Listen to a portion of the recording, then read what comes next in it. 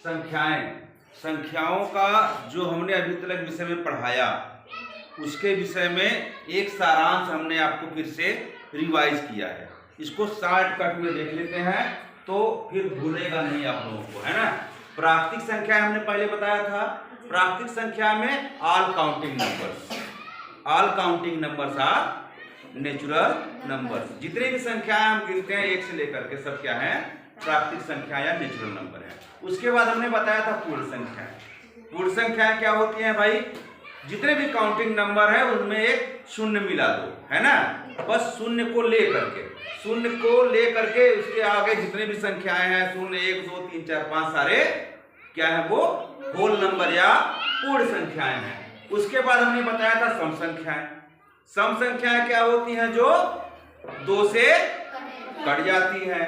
जो 2 से कट जाते हैं वो संख्याएं क्या कहलाती हैं, जोर से बोलिए यार। अब आप लोग बोलोगे नहीं तो हम कैसे जानेंगे कि समझ में आ गया, है ना।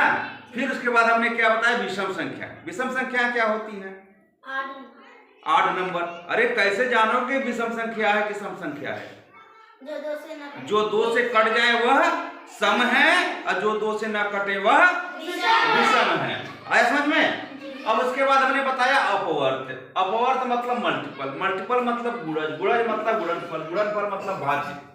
मतलब हम वे संख्या, ठीक है, जो हमको किसी संख्या में किसी संख्या का गुणा करने से प्राप्त होती है ना। या वे संख्याएं जो किसी संख्या के पहाड़े में आती हैं वह उसका क्या कहलाती हैं, अपवर्त कहलाती हैं। जो संख्या किसी संख्या के पहाड़े में आए वह उसका अपवर्त होगा। बात समझ आ गया। जैसे 2 के पहाड़े में जितना भी संख्या है सब क्या कहलाएंगे, 2 का अपवर्त, ठीक है। बात समझ आ गया, आया कि नहीं आपका, ठीक है। अब जो है अपवर्तक, अपवर्तक क्या होता है भाई, जब हम किसी संख्या का भाग देते हैं उस बड़ी संख्या में, है ना, तो अगर बड़ी वाली संख्या छोटी वाली संख्या से कट जाती है तो जो छोटी वाली संख्या होगी वह बड़ी वाली संख्या का क्या होगा, अपवर्तक होगा। या हम इसको गुणनखंड कहते हैं, है ना। गुणनखंड को जब भी लिखा जाता है तो बड़ी संख्या को छोटी संख्या के गुणा के रूप में लिखा जाता है। तो जो छोटी संख्या होती है वह क्या होती है, अपवर्तक होती है, और जो बड़ी संख्या होती है वह क्या होती है, अपवर्त होती है। बस में आ गया। तो अगर हम कहें अपवर्त जो होता है वह किसी भी संख्या का सबसे छोटा अपवर्त क्या होता है, वह संख्या खुद होती है और उसके और सारे अपवर्तक जो भी रहेंगे उससे बड़े होंगे। अब अपवर्तक क्या होगा, जो अपवर्तक होता है वो किसी भी संख्या का सबसे बड़ा अपवर्तक वह संख्या खुद होती है ना। अपवर्त क्या होती है, सबसे छोटी संख्या खुद होती है। अपवर्तक में वही संख्या सबसे बड़ा अपवर्तक होती है। और किसी संख्या का सबसे छोटा अपवर्तक कौन होता है, पता है आपको। किसी संख्या का सबसे छोटा अपवर्तक वह होगा जिस संख्या का उस संख्या में भाग चला जाए। तो एक ही ऐसी संख्या है जो सबसे छोटी है, जिसका भाग सभी संख्याओं में चला जाता है। कहने का मतलब किसी संख्या का सबसे छोटा अपवर्तक कौन हो सकता है, एक भाई। सबसे छोटा अपवर्तक हर कंडीशन में क्या होगा, एक होगा। सबसे छोटा अपवर्तक हमेशा एक होगा और सबसे छोटा अपवर्त हमेशा वह संख्या होगी। बस में गया। और सबसे बड़ा अपवर्तक क्या होगा, वह संख्या होगी। सब समझ में आया बात। सबसे छोटा अपवर्त वह संख्या खुद होगी। सबसे बड़ा अपवर्तक कौन संख्या हो गया, वह संख्या खुद होगी। ध्यान दो, सबसे छोटा अपवर्त संख्या खुद होगी और सबसे बड़ा अपवर्तक संख्या खुद होगी। जैसे 2 का सबसे छोटा अपवर्तक क्या होगा, 1। 2 का सबसे छोटा अपवर्तक 1, लेकिन सबसे बड़ा अपवर्तक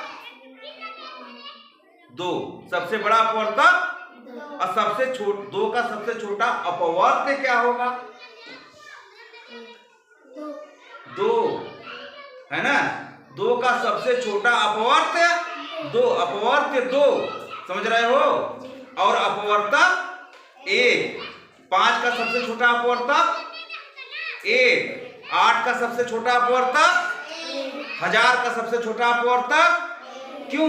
क्योंकि एक ऐसी संख्या है जिसका सब में भाग चला जाएगा। समझ रहे हो बात? तो हर एक गिनती का सबसे छोटा अपवर्तक होता है ना? बात समझ आ गया? अब आगे देखते हैं अभाज्य संख्याएं, प्राइम नंबर। ऐसी संख्या जिसके सिर्फ 2 अपवर्तक हो, जो 2 फैक्टर हो, है ना, जो सिर्फ 2 संख्याओं से कटे, एक तो खुद से और एक से कटे, तो वह क्या होगा? प्राइम नंबर या ऋण संख्या या अभाज्य संख्या। बात समझ आ गया? फिर भाज्य संख्या या यौगिक संख्या है, कंपोजिट नंबर। हमने बताया जो अभाज्य संख्या है उसका 2 फैक्टर है, तो भाज्य संख्या का 2 से ज्यादा फैक्टर होगा। बात समझ आ गया? अब कह रहा है सहअभाज्य संख्या। सहअभाज्य संख्या या को प्राइम नंबर वह संख्या है, मतलब 2 या 2 से अधिक संख्याएं ले लो और वह सिर्फ एक से कटे। किससे कटे? सिर्फ एक से, और किसी भी संख्या से न कटे एक साथ। मतलब जिन संख्याओं का कॉमन फैक्टर क्या हो? 1 हो। जिन भी संख्याओं का कॉमन फैक्टर 1 हो, वह संख्याएं क्या कहलाएंगी? सहअभाज्य संख्याएं। समापवर्त। समापवर्त क्या होता है भाई? Common multiple.